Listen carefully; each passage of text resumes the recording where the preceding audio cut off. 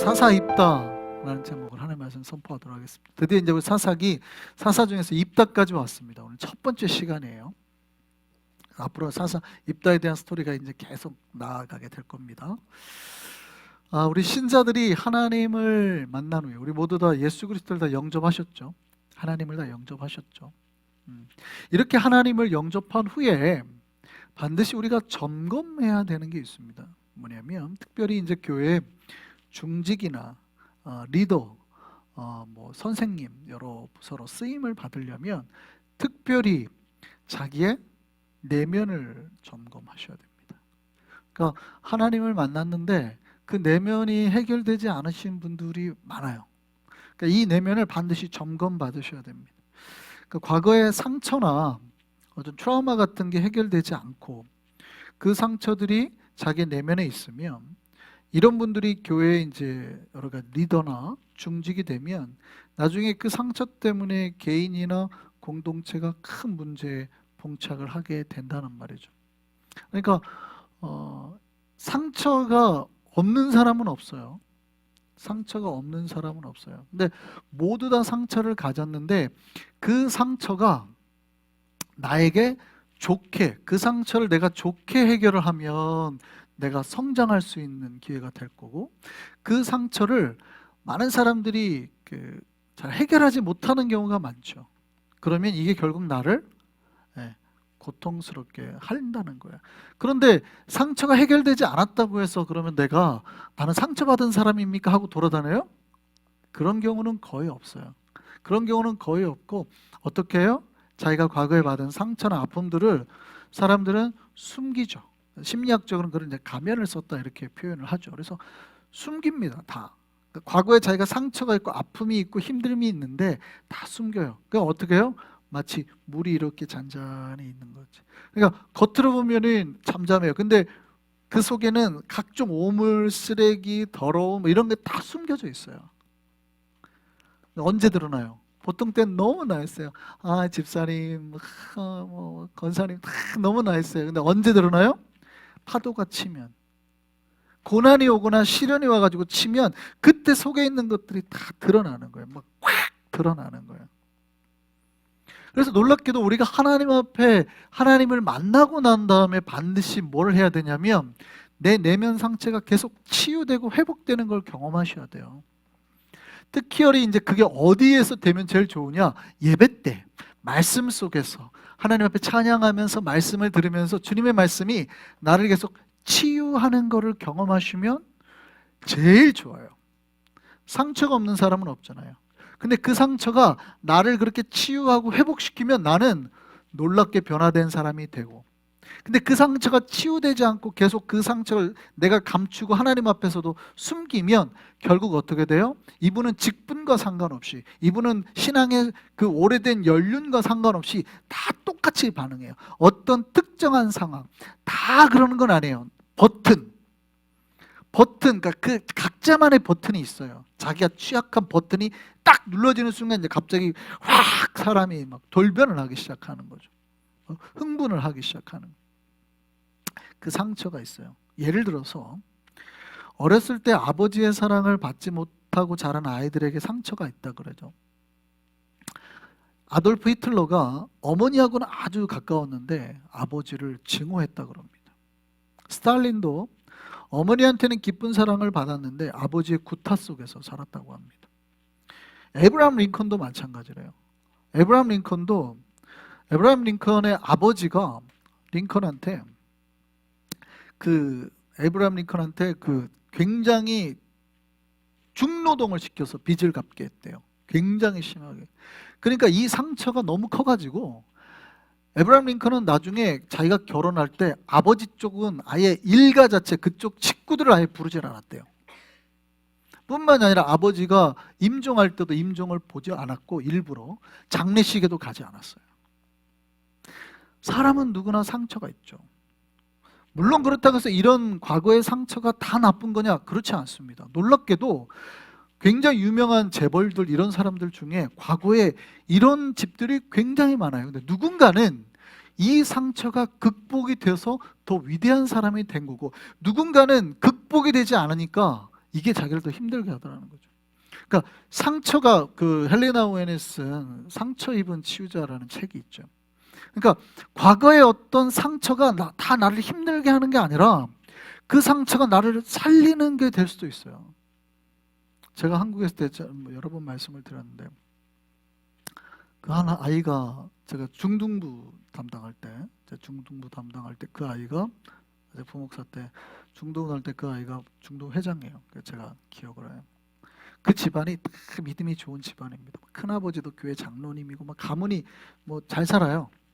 근데 그 집도 그때 당시 그분의 어머님은 집사님이셨어요. 지금 권사님 되셨는데 너무 충성하고 잘 살아요. 형제만 딱 둘인데 근데 큰아들이에요 걔가. 근데 걔가 고등학교 때 이제 대학 다 시험 보고 마지막 크리스마스 연습할 때 크리스마스 이브 날 다음 날 크리스마스 행사 준비하려고 교회에서 찬양하다가 애가 갑자기 쓰러졌어요. 그리고 병원을 갔죠. 서울 건대병원을 갔습니다. 판정이 나왔어요. 백혈병. 애가 이름이 요셉이에요. 이름이 요셉이에요. 그러니까 기독교의 사랑에서 자란 거죠. 근데 걔가 제가 6개월 동안 이렇게 봤어요. 마침 그때 제가 쉬고 뭐 그때 유학 준비할 때였으니까 매일 학원 다닐 때니까. 근데 제가 이제 아이가 어쨌든 6개월 만에 아이가 죽었어요. 이 상처가 감당할 수 없죠. 감당할 수 없어요. 이 상처가. 평생 자기는 하나님 앞에서 이 가족이 떠나본 적이 없거든요. 이 아이들도 교회 밖에서 떠난 적이 없어요. 얼마나 신실했는지 몰라요. 근데 그런 큰 아이가 죽었으니 얼마나 큰 상처가 되겠어요. 근데 그 한 달, 두 달 뒤에 저랑 그분하고도 다 잘 지내는 집사님 한 분 남편이 돌아가신 거예요. 이분은 제가 알기로 금호 재벌 갑니다. 잘 나가는 집안이에요. 그 지역에서 국회의원도 여러 번 나오고 물론 떨어지셨어요. 그다음에 시장 후보로도 나오시고 떨어졌어요. 3번인가 떨어지고 난 다음에 이제 갑자기 췌장암이 와가지고 스트레스로 췌장암이 와가지고 돌아가셨는데 그 부인이 굉장히 고고하신 분이에요. 독일에서 유학하셔가지고 프랑스 다 가족도 지금 독일에 사는데 피아니스트세요. 굉장히 고고하세요. 남편이 돌아가셔가지고 장례를 하잖아요.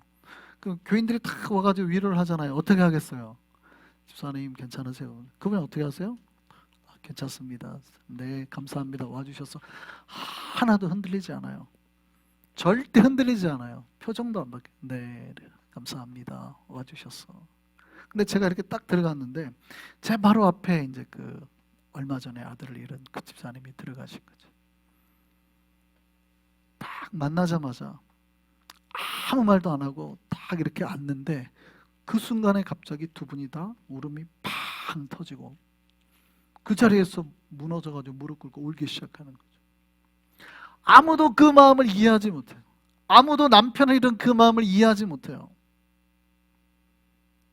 그 집사님이 제가 미국 온다 그러니까 진짜 정말 좋은 목사님 진짜 가실 거예요. 얼마나 잘하셨는지 몰라요. 자, 그래서 이제 쉬는 때였으니까 공부하는 때였으니까 가서 그 앞에서 정말 무너져 우는데 그래서 그 유명한 그게요. 상처 입은 치유죠. 누군가의 상처가 때로는 이게 극복이 되면 온전히 다른 누군가를 살리고 회복시키는 힘이 되는 거예요. 그러니까 상처가 다 나쁜 건 아니죠. 다 나쁜 건 아니에요. 문제는 이 상처가 회복이 되느냐 그렇지 않으면 회복되지 않고 감춰졌느냐. 근데 많은 사람들이 하나님 앞에 나와서도 이거를 회복하려고 노력을 할까요? 감추려고 노력할까요? 이게 문제죠. 신앙생활 할 때 놀랍게도 많은 사람들이 하나님 앞에 자기 마음을 열고 내가 이런 아픔이 있습니다라고 하나님 앞에 자기를 스스로 말해야 되는데 안 하고 대부분 감춰요. 굉장히 나이스한 척합니다. 목사님 괜찮은 사람이에요. 맨날 이러는 거예요. 괜찮은 사람이에요, 저. 근데 그 안에 이미 물속에 자기 내면의 심연에는 각종 막 상처나 아픔이나 오물이나 이런 게 가득해 있는데요. 이게 해결이 돼야 되는 거예요. 이 자기의 상처가 해결되지 않으면 이거는 자기 안에 심각한 열등감이나 두려움이나 혹은 분노가 되어서 특정한 상황이 되면 나타납니다. 그러니까 보통 사람들은 똑같은 상황에 그렇게 반응을 안 해요. 근데 그게 아까 말씀드렸죠. 버튼이 있다고요. 상처가 되는 사람들은 그 상황에서 못 견디죠, 갑자기. 똑같은 상황에. 물론 앞에서 제가 말씀드렸습니다. 상처를 받았다고 해서 다 문제가 되는 게 아니에요. 그 상처가 없는 사람이 어디가 있어요. 근데 그 상처를 극복해내면 위대한 사람이 되는 거고, 극복하지 못하면 그게 자기를 나중에 힘들게 하는 문제거리가 되는 거죠. 제가 언젠가 말씀을 드린 적이 있는데, 사람들은 의식에 따라서 움직이는 게 아니라 무의식에 따라서 움직인다 그러죠. 그러니까 사람이 무의식에 따라서 움직이는 게 70%, 의식에 따라서 움직이는 게 30% 이렇죠. 그러니까 우리는 자기가 생각한 생각을 따라서 움직일 줄 알았는데 오히려 무의식에 따라서 움직인다 그러죠. 그래서 심리학자들이 재밌는 실험을 했어요. 뭐냐면 보통 아이들 애니메이션 같은 게 보통 1초당 프레임이 한 8컷에서 12컷 사이인데, 그러니까 옛날에 아이들이 포켓몬스터 보다가 막 애들이 막 쓰러지고 이런 거 있었어요. 왜 그럴까요? 너무 컷수를 짧게 하니까 움직임이 팍팍팍팍 가니까 이게 굉장히 자극이 된 거예요. 그러니까 아이들이 그걸 보고 그 자리에서 막 쓰러지고 이랬단 말이죠. 근데 미국 헐리우드 애니메이션 보고는 거의 그런 거 없어요. 왜요? 놀랍게도 헐리우드는 제가 알기로는 초당 24번인가 그래요. 굉장히 많이 넣죠. 그러니까 헐리우드 애니메이션은 어떻게 움직여요? 실사 영화만큼 수준만큼, 영화 프레임이 한 24컷이거든요. 그러니까 1초에. 그러니까 진짜 사람이 움직이는 것처럼 움직이는 거예요. 그러니까 충격이 데미지가 덜한 거죠. 근데 우리는 그걸 거의 구분을 잘 못하죠. 근데 재밌는 실험을 했는데, 영화 한 컷을 그 24프레임 중에 한 컷을 딱 보고 갑자기 코카콜라가 마시고 싶다라는 걸 딱 넣었어요. 눈에 보여요, 안 보여요? 안 보이죠. 1초에 24컷이 가는 거예요. 여러분 옛날에 그거 해보셨어요? 만화 여기다 책 같은 데 해놓고 비행기 날아가는 거 두루루루리랑 똑같은 거예요. 그 1초에 24컷 필름이 팍 가는 거니까 눈으로는 식별이 안 돼요. 자기 의식으로는 내가 뭘 해야겠다 생각이 안 들어요. 근데 그 영화를 끝나고 나니까 사람들이 나와서 다 코카콜라를 사 먹었다 그러죠. 그러니까 내가 콜라를 사 먹어야지 의식을 해서 사 먹은 게 아니라 무의식이 자기를 자극한 거예요. 이해되셨어요? 그러니까 사람은 의식에 따라 움직여요? 무의식에 따라 움직여요? 무의식에 따라. 놀랍게도 사람의 행동의 70%가 무의식이라는 거예요. 자기가 어떤 자극을 받은 무의식에 따라. 그러니까 어렸을 때 내가 상처를 받잖아요. 어렸을 때 내가 엄마한테 받잖아요. 그게 나한테 그대로 나가지고 아이들이 이제 커서 똑같이 한다는 거죠. 제가 사실은 우리 성도님들 아시는 분은 알겠지만 이 넥타이를 잘 못하죠. 이거 잘 못합니다. 그래서 제가 꼭 꽉 안 줘요. 이렇게 꽉 안 줘요. 항상 느슨하게 합니다. 그래서 뭐 이렇게 잘 못 줘요. 마지막 단추를 잘 못 줘요. 이거 헐렁한 와이셔츠만 마지막 단추를 다야지 잠그지 조금 이렇게 하는 건 못 잠궈요. 그래서 근데 왜 그러냐면 사실은 이제 제가 이 타이에 약간 트라우마가 있어요. 그러니까 제가 왜 약간 이거 타이를 꽉 매면 너무 답답하고 죽을 것 같아요. 그래 아시는 분은 아시겠지만 주일날 제가 예배 끝나고 나오면 뭐 이제 사무실에 들어오신 분은 알죠. 제가 와이셔츠를 빨리 벗습니다. 이렇게 타이를 풀어요. 왜 그러냐면, 그러니까 제가 어렸을 때는 요즘에는 다 아이들이 병원에서 태어나지만 제가 어렸을 때는 집에서 저희 형하고 저는 집에서 받았다 그래요. 근데 저희 외할머니가 이제 오셔가지고 받으셨는데 저희 어머님이 작으세요. 키가 아주 작고 조그만해서 지금은 살이 찌셔서 그렇지 저희 어머니 항상 40kg 뭐 이런 정도밖에 안 나가신 굉장히 작으신 분이셨어요.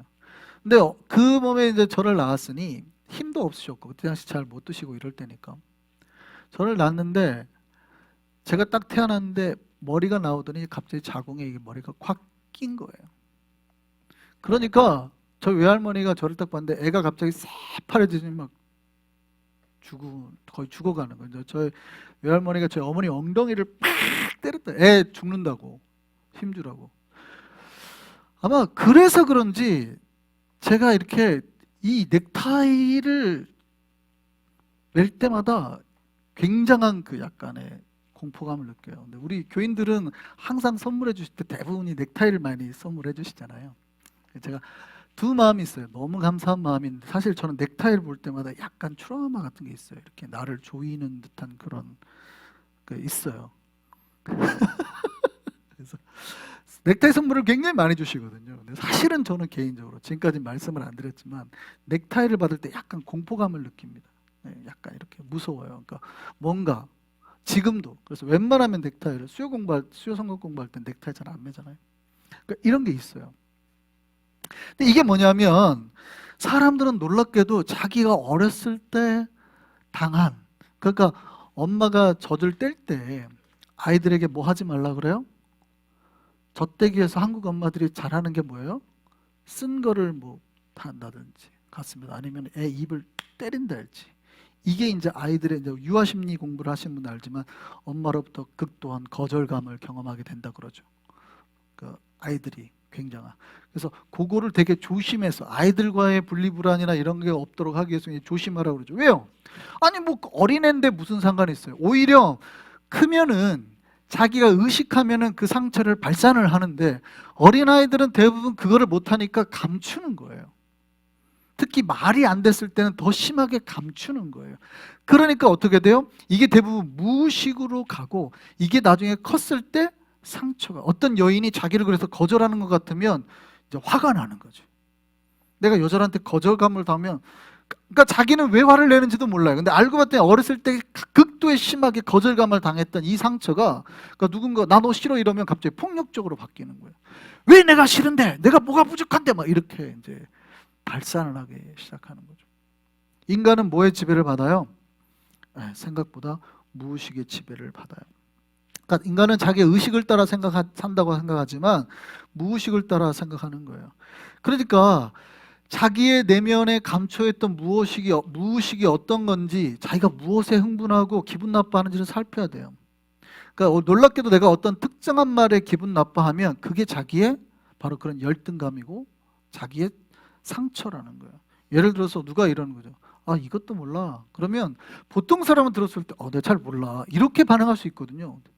근데 갑자기 그것도 모른다. 왜? 이렇게 말하는 사람은 갑자기 그 사람은 배우는 거에 대한 특별한 열등감이 자기가 나는 좀 이런 거 못 배웠다. 그러니까 어떤 버튼에 똑같이 반응하는 거예요. 그럼 뭐 누가 하다가 그거 내가 알려줄까? 그런데 네가 뭐 잘났다고 알려줘? 이렇게 반응하는 사람 있죠. 거부를 하더라도 네가 안 알려줘도 돼 괜찮아 내가 할 수 있어 이렇게 반응할 수 있거든요. 근데 그렇게 하는 사람들은 뭔가 지금 자기 안에 열등감이 극도로 있다는 얘기예요. 뭐 힘들면 힘들다고 해 내가 도와줄까? 뭐 괜찮아 이렇게 해야 되는데 야 나는 손이 없냐 발이 없냐 내가 못할 것 같아. 가끔 문 열어줄 때 여성들이 반응을 세게 하신 분들 있죠. 보통 자기 위주로 할 수 있을 때 괜찮다고 내가 할 수 있다 이렇게 반응하면 되는데 나는 손이 없어 발이 없어 왜 문을 열어줘 이러시는 분들이 있죠. 그게 뭐냐면 사실은 그 내면 속에 있는 열등감이 그렇게 드러나는 거예요. 뭔가 상처들이. 그런 사람들은 뭐예요? 미안하다 죄송하다 감사하다는 말을 안 하죠. 그런 분들도 있어요. 그러니까 이게 내가 미안하다는 말을 하면 자기의 자존감이 무너질 것 같은 거예요. 그러니까 절대 자기가 잘못해놓고도 미안하다는 말을 안 하는 사람들이 있어요. 그게 사실은 자존감이 높아서 그런 게 아니라 거꾸로예요. 자존감이 굉장히 낮아서 그런 거예요. 내가 미안하다고 하면 내가 무너질까 봐. 신자들은 자기의 상처를 다스리기 위해서 노력해야 됩니다. 내 열등감이 어디에서 나오는지 살펴야 돼요. 다 달라요. 돈, 학벌, 외모, 자녀, 관계, 말투, 부모나 친구를 통해서 받은 과거의 어떤 상처일 수 있어요. 그러니까 특정한 거에 그러니까 상처를 받을 수 있어요. 그러니까 제 동기 목사가 전사 시절에 그 당시에 이제 약간 단독 목회를 하고 있었는데 수요일이었어요. 수요일날 이분이 전사 시절에 다 가난하죠. 한국 전사 시절에 다 가난했어요. 돈이 없었어요, 진짜로. 그러니까 이 양반이 수요 예배를 드려야 되는데 저녁을 못 먹은 거예요. 진짜 먹을 게 없어서. 그러니까 제가 학교인데 와서 그 얘기를 하더라고요. 진짜 먹을 게 없어서 집사님이 예배 드려 왔는데 자기가 집사님 어떻게 저녁 드셨어요? 본인한테 그랬더니 저는 먹었습니다. 전사님 드셨어요? 했는데 본인이 정말 자존심을 굽히고 저 못 먹었습니다. 이랬. 그러세요? 끝나고 드세요. 이러고 간 거예요. 자기는 진짜 자존심을 굽혀가지고 자기가 힘들었다는 걸 얘기를 했는데 못 알아들은 거죠. 이게 엄청난 상처가 됐대요.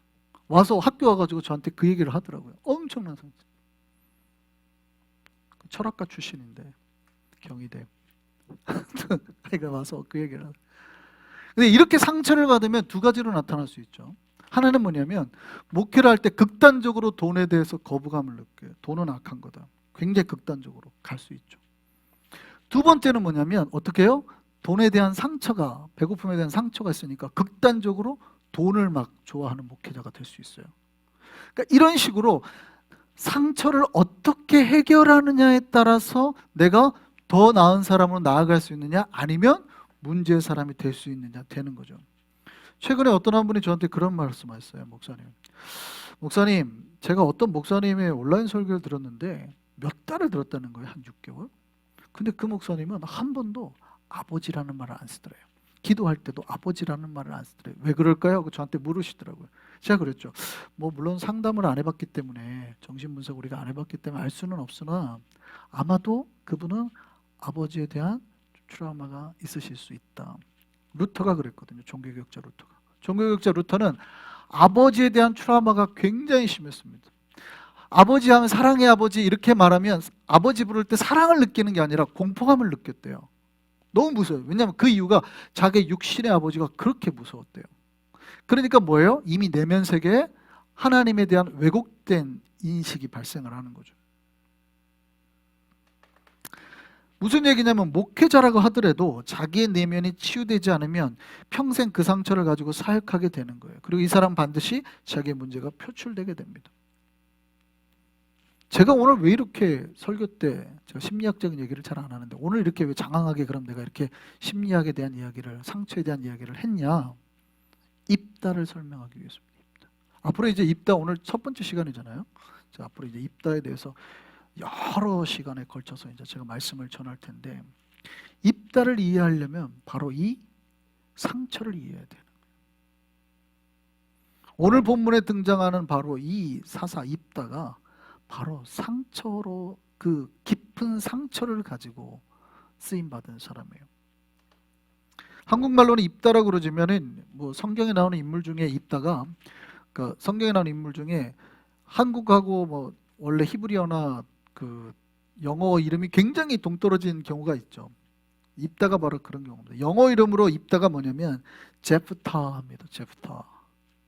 우리가 이제 여호와, 독일어 기역에서는 Y가 E 사운드가 나는데 J가 E 사운드가 Y가 여호와 E 사이가 나오는데 영어로 넣으면 이게 J로 바꿔 저호바가 돼버리잖아요. 여호와가 아니고 제호바가 돼버리잖아요. 근데 이런 식으로 여기도 제프타가 돼버립니다. 근데 히브리어로는 원래 입다의 히브리어 발음은 이프타흐입니다. 이프타흐. 더 다르죠. 이것도 좀 다르죠. 우리말로는 입다라고 그러지만 히브리 말로는 이프타흐입니다. 뜻은 그분이 여실 것이다. 그분이 해방시킬 것이다. 자유하게 하실 것이다. 이 뜻입니다. 입다의 아버지는 길르앗 사람입니다. 길르앗 딱 얘기 들으면 이제 지난번에 했기 때문에 지파가 딱 나와야죠. 무슨 지파예요? 므낫세 지파. 자, 길르앗 하면 무조건 기억하셔야 돼요. 므낫세 지파. 성경에서는 므낫세 지파를 보통 통칭해서 말할 때 길르앗이라고 표현해요. 특히 동편 땅에 있는 므낫세 사람들을 길르앗 사람 이렇게 표현합니다. 므낫세는 놀랍게도 동편에도 땅을 받았고 서편에도 땅을 받은 사람인데, 길르앗 사람 그러면 바로 동편 땅, 요단강 넘어가기 전에 동편 땅을 받은 사람들을 보통 지칭할 때 길르앗 사람 이렇게 표현하죠. 그러니까 기드온도 어디 사람이래요? 그렇죠. 므낫세 지파예요. 똑같이 여기 입다도 바로 이 길르앗 사람. 아버지 이름 자체가 길르앗이에요. 그러니까 완전히 전통적인 길르앗 사람이란 얘기죠. 그런데 이 아버지 있던 길르앗은 원래 본처가 있습니다. 아이들이 있고 아들들도 많이 낳았어요. 근데 어디에서 애를 또 입다를 낳았냐면 오늘 본문의 성경에는 기생에게서, 했죠. 근데 원래의 뜻은 창기란 뜻입니다. 그러니까 이 아빠가 굉장히 집안이 좋은 집안인데 창기랑 해서 낳은 아이가 입다예요. 그러니까 한국식으로 따지면 서자죠. 그러니 이 서자는 뭐가 있어요? 상처가 있죠. 한국의 홍길동이 그렇죠. 아버지를 아버지라 부르지 못하고 형을 형이라 부르지 못하죠. 똑같아요. 이스라엘의 고대 사회도 비슷했습니다. 입다는 어렸을 때부터 굉장한 구박 속에 살았어요. 형제들이 굉장히 싫어했습니다. 입다를. 나중에 오늘 본문에 보면 알지만 입다가 크니까 재산 분할을 해줘야 되잖아요. 안 해주고 쫓아버렸습니다. 나가라 너. 넌 우리 형제 아니다. 나가라 하고 쫓아내버리고, 그래서 입다가 거기 지역에서 쫓겨나서 어디로 갔냐면 도비라는 지역으로, 약간 그 지역에서 동편 약간 북동쪽인데요. 뭐 정확한 지역은 모릅니다만 그 지역이라고 추정을 합니다. 거기 나가서 살았어요. 그러니까 뭐가 없어요? 돈이 없죠.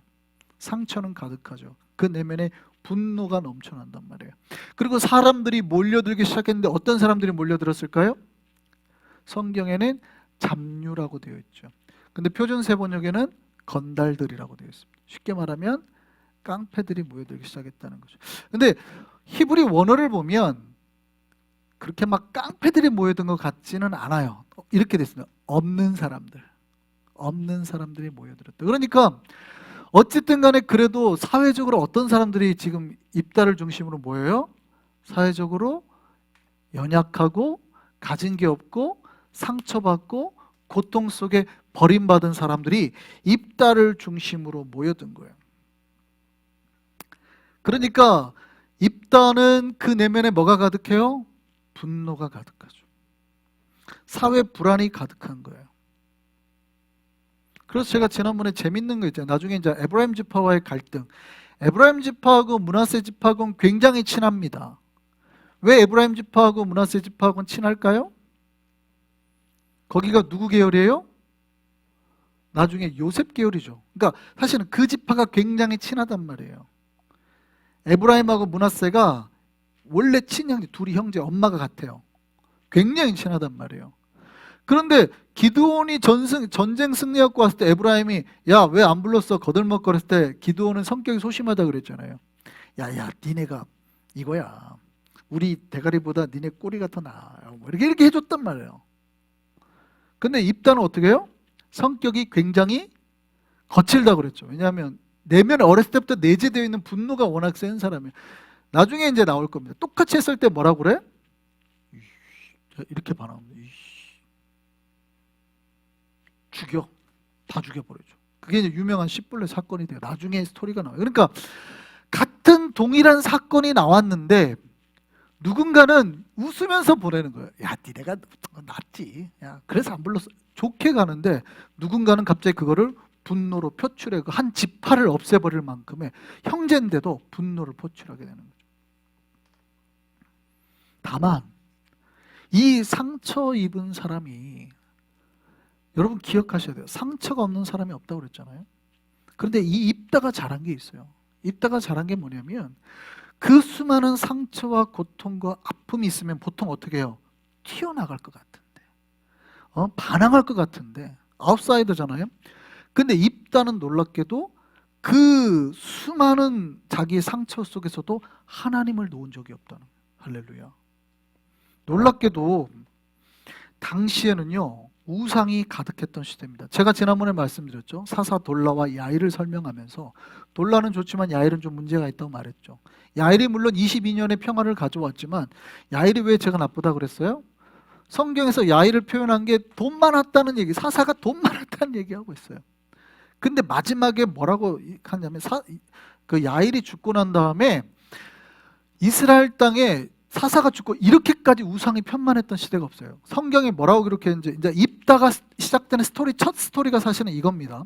사사기 10장 6절 한번 보시죠. 사사기 10장 6절 같이 한번 읽겠습니다. 이스라엘 자손이 다시 여호와의 목전에 악을 행하여 바알들과 아스다롯과 아람의 신들과 시돈의 신들과 모압의 신들과 암몬 자손의 신들과 블레셋 사람들의 신들을 섬기고 여호와를 버리고 그를 섬기지 아니하므로. 그러니까 당시에 사사가 이제 죽을 때마다 우상들이 바알과 아세라를 섬기는 일들이 나왔죠.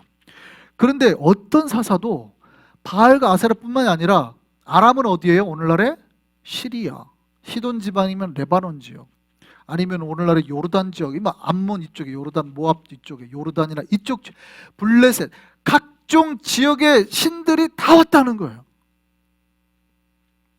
그러니까 보통 이 정도 상황이면 보통 우리가 아웃사이더들은 어떻게 해요? 내가 이놈의 집안 막 이렇게 막 하는 애들 보통 어떻게 할 것 같아요? 미국 같으면 약하고, 그렇죠? 마약하고 갱처럼. 왜냐하면 못 사는 애들 이미 모였잖아요. 갱이란 말이에요. 갱. 그런 애들이 대부분 갱이잖아요. 총 들고 막 이렇게 막 하고 갈 것 같은데 입단은 어떻게 했다는 거예요? 그런 애들 모아놓고 정신 차려, 하나님 믿어. 자기는 분명히 거친데 야 예배 하나님 믿어 이랬다는 거예요. 입다. 굉장히 특이한 사람이죠. 그러니까 놀랍게도 입다가 어떻게 하나님 앞에 사사로 쓰임받을 수 있는가.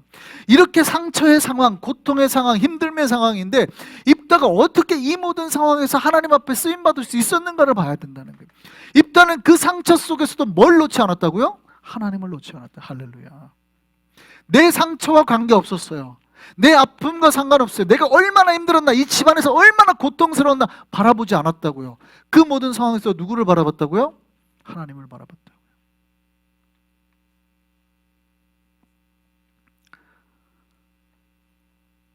여러분, 우리의 어떤 상처 없는 사람 없습니다. 그런데 그 상처가 있음에도 불구하고 우리가 하나님을 바라볼 때 하나님께서 우리를 사용하실 줄 믿습니다. 우리가 주님 앞에 신앙만 바르게 붙잡고 있으면 우리를 사용하십니다. 사실은 사사의 대부분이 그런 사람이었습니다. 제가 앞에서 말씀드렸죠. 첫 사사였던 온니엘, 갈렙의 조카였지만 갈렙 자체가 원래 이방인 잡족이었으니까 순수 이스라엘 혈통이 아니니까요. 온니엘, 에훗, 삼갈, 드보라, 기드온. 에훗은 아예 한 팔밖에 없고 오른팔이 없는 장애고, 삼갈은 애초에 그냥 아예 이방인이었고 용병이었고, 드보라는 여자였고, 기드온은 형제가 살해를 당해가지고 평생 상처 가운데 있던 소심한 사람이었고, 이런 사람들이었단 말이죠. 이런 사람들. 그런데 이런 상처가 있는 사람들이었지만 입다도 마찬가지고요. 서자고 사회적으로는 아웃사이더였지만 이들의 공통점이 뭐예요? 모두 하나님 앞에 바로 서 있었다는 거예요. 그 수많은 우상이 있고 그 수많은 흔들릴 수 있는 상황 속에서도 이들은 끝까지 하나님 붙잡고 섰더니 하나님이 사용하셨더래요. 물론 상처에 대해서는 우리가 어떻게 치유해야 될지 계속 입다를 살펴보면서 이제 볼 겁니다. 이 상처가 입다에게 어떻게 역사가 돼가지고 힘들게 했는지도 바라볼 겁니다. 그럼에도 불구하고 우리가 하나님 앞에 먼저 믿음으로 서면 하나님께서 우리의 상처와 상관없이 우리를 크게 쓰신다 이 말이에요. 할렐루야. 우리가 믿음으로 주님 앞에 바로 서 있으면 주님께서 사용하셔서 우리를 주님 나라의 위대한 일에 사용하실 줄 믿습니다. 주님께서 부르실 때 믿음 가지고 일어나서 주님의 나라와 영광을 위해서 쓰임받는 우리 믿음의 용사들 우리가 되기를 소망합니다.